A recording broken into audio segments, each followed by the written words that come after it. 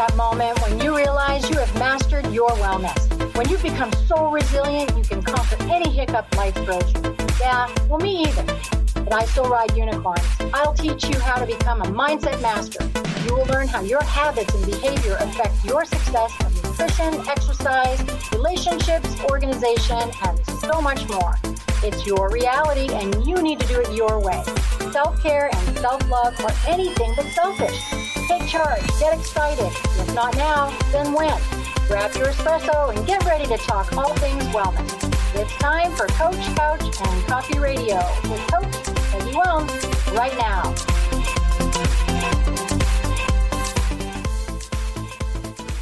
Hey, everybody. Welcome to Coach, Couch, and Coffee Radio with me, Coach Peggy Wilms. I'm here on Transformation Talk Radio. What kind of week have you guys had? I feel like I got smacked upside the head with a baseball bat. I guess Mercury retrograde is over for those of you who follow that. I think it kicked me. So I thought I was going to be back on track. But anyways, if I sound like a guy, it's because I don't feel like $1 million, but we're going to do this and we're going to have a blast. And the show today, we're going to talk about WTF What To Family. So it's going to be lots of fun. I'm here every Monday night, 3 p.m. Pacific, 6 Eastern. Have to think, see? So we're here every Monday night. Sometimes we just talk about different subjects. Sometimes I have a really cool guest on. So this is part 1. What to family. The main thing we're going to cover tonight is what do you do if your whole entire family seems to be on a different wellness journey? Say, for instance, you got some teens at home. And I know you guys have probably heard this or you've said this because I've certainly heard it a million times when someone says, oh, I have a teen at home and they need to eat differently than we do because they need more calories because they're growing.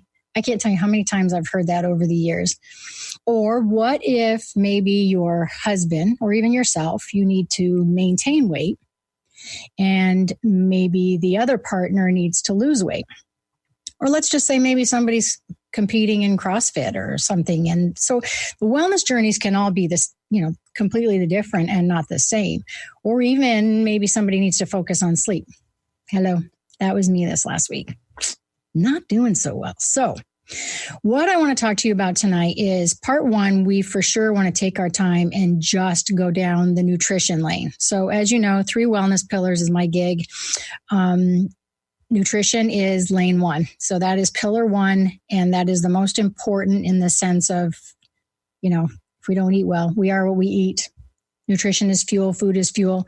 So we're going to really focus on nutrition today. I'm going to give you all sorts of examples, things to do, to try, strategies and tools. And then we're going to go into a little bit of an after party because I'm probably going to run over the 30-minute-ish mark. And then next week, next Monday, which is the 19th, we're going to come back and we're going to talk about WTF, What to Family, with exercise and mindset. So those are the next 2 pillars. Remember, pillar 2 is exercise and number 3 is the glue, the mindset, where everything falls into that. So make sure you listen to today, part 1, before next week. So here we go. When I think about families and transparency, it seems like that is, I don't know, maybe it's not as different as it was when I was growing up. It just seems like maybe we don't see each other as often. So it just seems like we don't have a clue what everybody's doing. It's coming and going and high-fiving and maybe leaving a note, maybe not leaving a note, and being a little bit short with each other, a little short-tempered. And so what do we really know about each other? What do we know about our goals, even if they're professional goals? Or maybe do we know each other's hobbies or even some of our habits? What do you know when your teenager closes the door at night and they're supposed to go to sleep? Maybe they're up all night from anxiety, not on their phone. But do we really know that? Have we had any transparent conversations?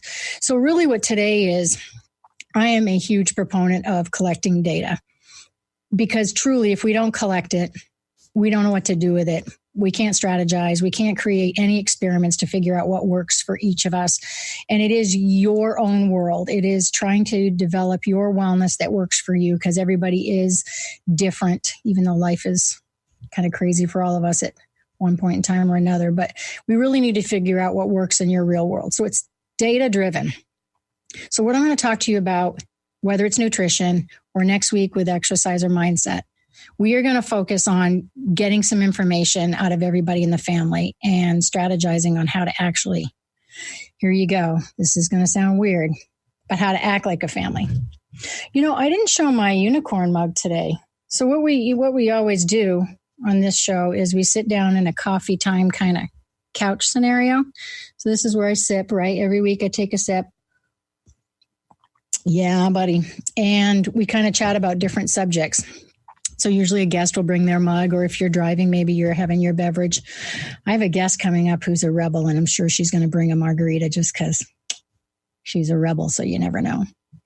So we just sit down, chit chat. All right. So let's put on your nutrition hat. So gathering information, whether you have a 2-year-old, 3-year-old in the house, you can still ask questions. You can, and first of all, I want to say gathering information takes time. And that's what takes off a lot of people. A lot of clients will come back to me. Had one just this week say, the assignments or the commitments that, we do each week really take a lot of time. They're just consuming my day. And it's like, yeah, wellness does take time. And especially if you're just starting off on this really deep self-discovery and trying to figure out why this roller coaster kind of keeps happening. It does take a lot of time and it does take discovery, but I can promise you it gets easier. It gets to be kind of embedded in your life where you think about it. Yes, you have to think about it all the time. Sorry, there's no cure. So it is going to take a lot of time, and this is going to seem weird if you are a family who's never done this. So let's say you have a 2 or 3-year-old. They have opinions. You know that, those little 2-year-old rebels. So some of these questions you can sit right down and you can ask them some of these questions. It's kind of hilarious what you'll get out of it. But the point is for you to actually have conversation while you are collecting this information. Yeah, really amazing. Have some conversation. And you don't have to act like know-it-alls, parents. That's the big deal here. You're kind of going to come on down while you're trying to teach independence instead of dependence. That's what we really need to teach our kids. We need to teach them about budgets. We need to teach them about planning, their meals for the week. We need to teach them about how long it takes to prep foods, what good foods are, how they can feel off of eating certain kinds of foods. It really is our responsibility to do that, just like teaching them how to not speed in school zones. School's starting, you guys. Teach them not to speed. So it's our responsibility to teach them. So whether they're 2 or they're a teen, or your 30-year-old is still living at home. Now, I'm not using that as an example. My 30-year-old's not living at home. So have conversations. Everybody's goal is different. I do not want you to discuss weight loss. That is a forbidden subject. You will lose weight if you need to, or gain weight or maintain weight based off of, as long as you keep those healthy habits, you keep trying to embed them in baby steps and they become part of who you are and part of who your family is. You will have the scale outcome that you are trying to achieve. Again, I always say, unless there's a medical condition that is underlying. So you will have results, but a goal might be in the family to increase more, better quality sleep. You never know what the goal is.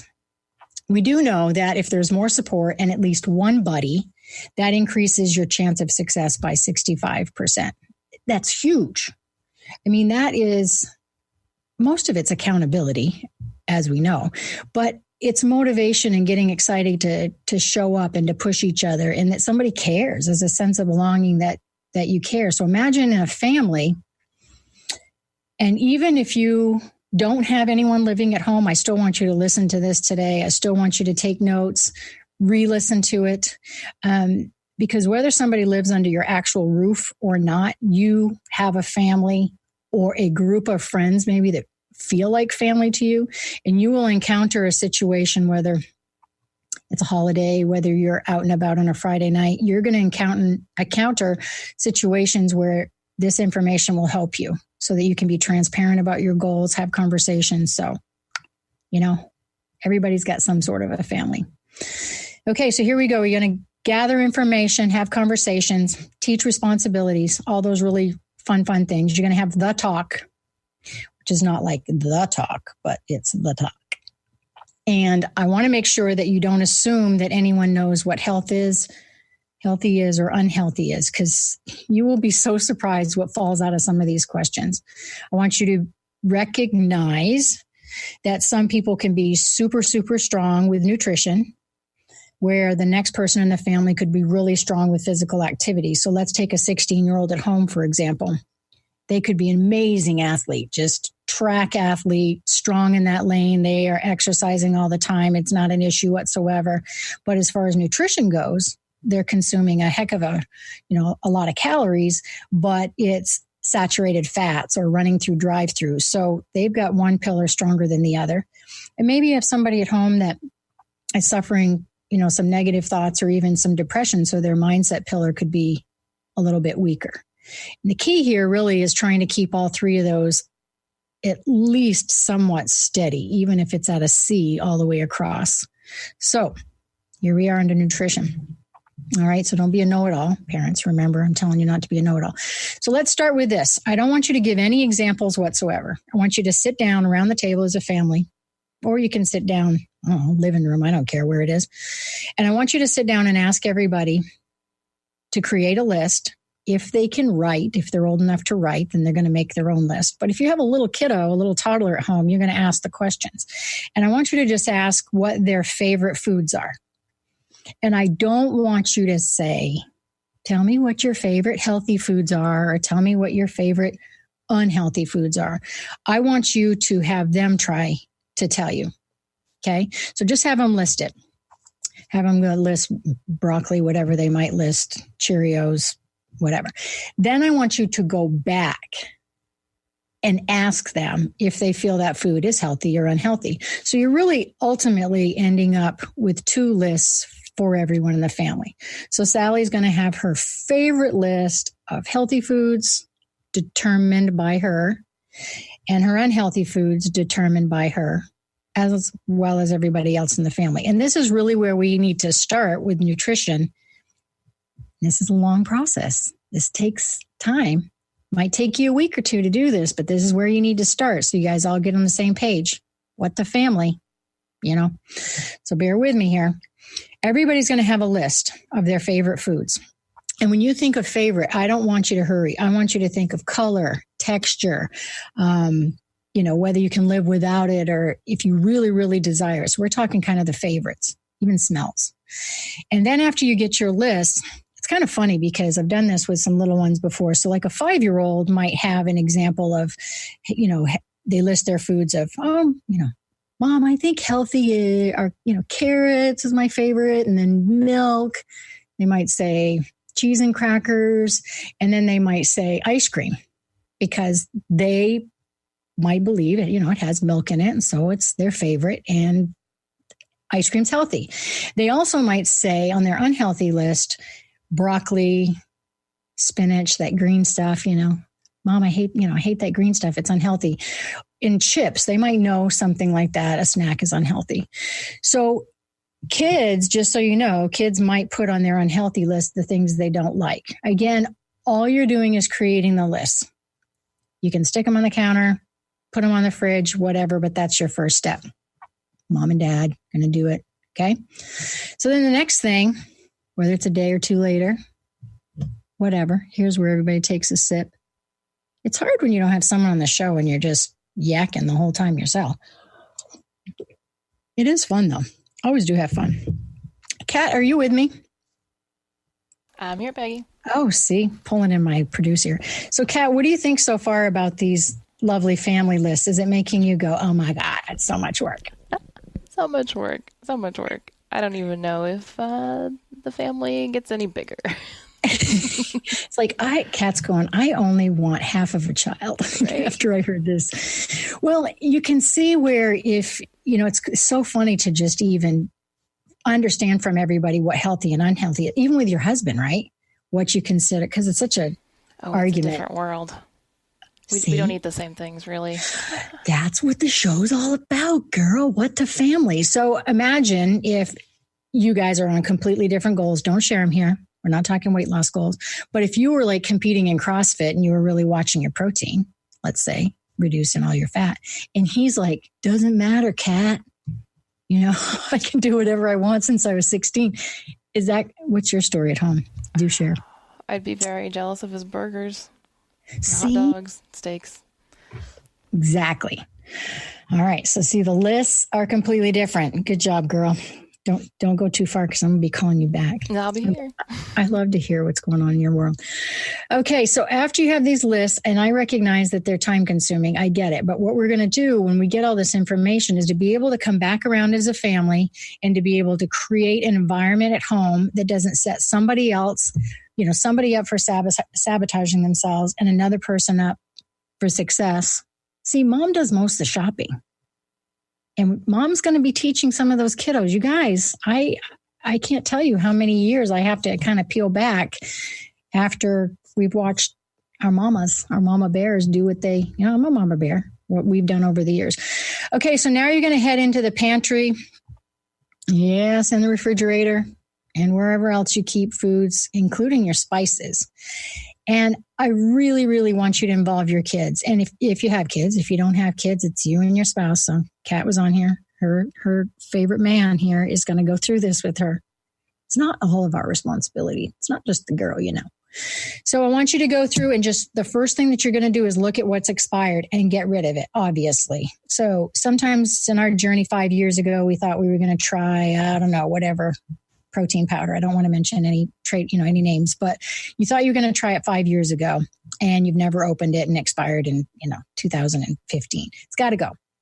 So get rid of all sorts of expired stuff. And then I want you to take a different look at it, different lens on it and say to everybody, like, would you even eat this? Like, we thought we wanted Rice Krispie treats, but they've been in here for a while and nobody even really likes them. I'm not saying to toss anything that's not expired. You can give it away. I know you're just going, here, I'm giving unhealthy foods away, but donate or take it to work or something, those foods that your family doesn't need in there. If it's not their favorite foods, it's got to go. It's peace out. So you're in the pantry, you're in the fridge. And what I want you to do when you look at those locations is I want you to be able to, off of you guys' list, everybody now has determined some sort of unhealthy item. So let's just say it's Oreos. You get to each keep one in the house. One of your unhealthy foods that you really love, like it's your favorite, because I'm not all about black and white and getting rid of everything. We have a choice to party. It's just in moderation. So I want each person to keep at least, keep one, preferably as we're starting this out, unhealthy food, and have that conversation. And I even have a family. Recently, I've had a family where they did this. I don't make this up. They each had a shelf. And so there were 4 people in the family, and each of them had their name on the shelf because what we were finding is that somebody's little fingers would go up on somebody else's shelf and potentially eat their favorite unhealthy food. And this family will know who I'm talking about because Oreos was one of their favorites. So you could even have fun and put like Sam or Sally or, mom or whatever, and just have fun with it. So the reason I want you to do that is you get rid of expired stuff, you figure out the unhealthy food you want to keep, and you're going to figure out the healthy stuff that you want to keep. Yeah, that's what you're going to do. That might be at the end of week 1. I'm flying through this stuff for you guys, trying to get through it in one show. This is weeks and weeks worth of breaking this stuff down. Are you ready for the next part? Yeah, here we go. So the next part I want to talk to you about is what you're going to do with your meals, your snacks, your menus when everybody's potentially on a different page. So what we're trying to do is to bring the whole entire family kind of together when they have different goals, not to make anybody feel bad that someone's on a program where they maybe need to lose weight. You know what I'm saying? Here we go. So keep hanging out. So we're going to talk about meals, snacks, and menus. Right. It's another discussion. I'm staring right at you because I know you're thinking, what? I don't want to do any more lists, but you got to have the conversations in order to gather this information. So let's talk about favorite meals. And most often you don't really realize until you move out what your favorite meals are or were when you were growing up. And just make the list. Maybe your 10-year-old loves lasagna. Maybe your partner loves, pizza on Friday nights. It is really interesting to see what falls out. And The reason I want you to do that is because when you come together as a family, I want you to teach each other that you really, really need to plan ahead. You need to look ahead at what everybody's going to make for the week. And we all can't have perfect weeks every single week. I'm just giving you tips, tools and strategies that you can use to try to get back on track and keep them in place, maybe even 80% of the time. Wouldn't that be divine? So let's say your menu, you plan it as a family on Sunday, you post it up. It's going to get so much more automatic than this. You have to pretend to trust me until you do. So maybe Friday night is the family party night, or maybe it's Saturday. Ideally, it would be good to set the day up, the special meal or the most special meal, set that up on a day that the family could be really active, whether it's separately or together. And you could set that all up so that you can kind of counterbalance it out. So that's what you're going to do with your menus. Make sure everybody's represented, make sure it goes on the list, make sure you're looking at making the lists, because it's going to be time to talk about going shopping. We've got a couple other subjects that we're going to talk about with nutrition. We're going to talk about shopping, what you're going to do with shopping. We're going to talk about mindful eating. And we're going to go into the after party here in just a few minutes. And I'm going to make sure that I go over just highlights of what we have already talked about. And then I want to go over goals, how you talk about nutrition, food goals for the family, and how you can design them so that they support each other and it's setting you up for success. That's what we're going to do, because I am not about a weight loss program. You can do it absolutely quickly, button some things up, do it short term, even 3 weeks. But I'm not into this black and white mentality that it's got to last forever that way. I think it just sets us up for failure. For instance, I've had a couple football players I've worked with over the years, and by the time they get to me at 35 or 40 years old, as teens, they're used to eating, and I'm not kidding, 5,000-6,000 calories a day. And through college, and then what happens? They decrease that activity massively as they go into their late 20s, or they get out of the sport in their 30s, maybe because of an injury or whatever.